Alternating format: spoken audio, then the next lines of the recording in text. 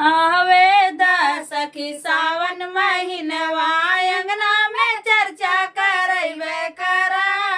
आवेदा सखी सावन महीनवा अंगना में चर्चा करैबे करा। आसन लगाइबे चरण धुलाइबे, आसन लगाइबे चरण धुलाइबे, धतुरा के भोगवा लगैबे करा, धतुरा के भोगवा लगैबे करब। आवेदा सखी सावन महीनवा अंगना में चर्चा करैबे करब। आवेदा सखी सावन महीनवा अंगना में चर्चा करैबे करब। जलवा चढ़ैबे फुलवा मंगैबे, जलवा चढ़ैबे फुलवा मंगैबे, फुलवा से हरवा बनैबे करब, फुलवा के हरवा बनैबे करब। आवेदा सखी सावन महीनवा अंगना में चर्चा करैबे करब। आवेदा सखी सावन महीनवा अंगना में चर्चा करैबे करब। दूधवा चढ़ाइबे लपतिया चढ़ाइबे, दूधवा चढ़ाइबे लपतिया चढ़ाइबे, भंगिया के गोलवा चढ़ैबे करब, भंगिया के गोलवा चढ़ैबे करब।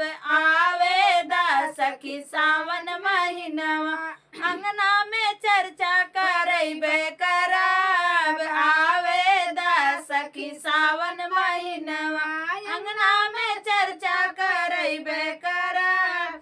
आवेदा सखी सावन महीनवा अंगना में चर्चा करैबे करब।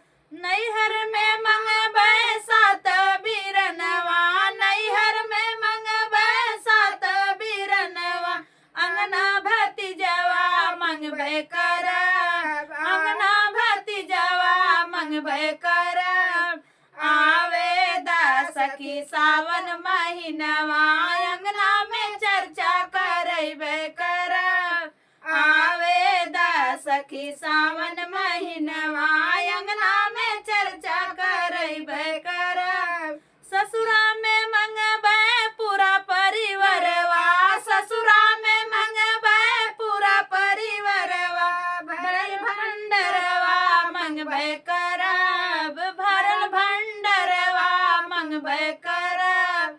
आवेदा सखी सावन महीनवा अंगना में चर्चा करैबे करब।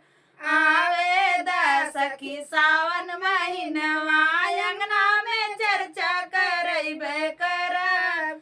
आवेदा सखी सावन महीनवा अंगना में चर्चा करैबे करब। अपना के मंगबै सिंदूराटी कुलिया, अपना के मंगबै सिंदूराटी कुलिया, गोदिया में ललवा मंगबै करब, गोदिया ललवा मंगबै करब। आवेदा सखी सावन महीनवा अंगना में चर्चा करैबे करब। आवेदा सखी सावन महीनवा अंगना में चर्चा करैबे करब। आवेदा सखी सावन महीनवा अंगना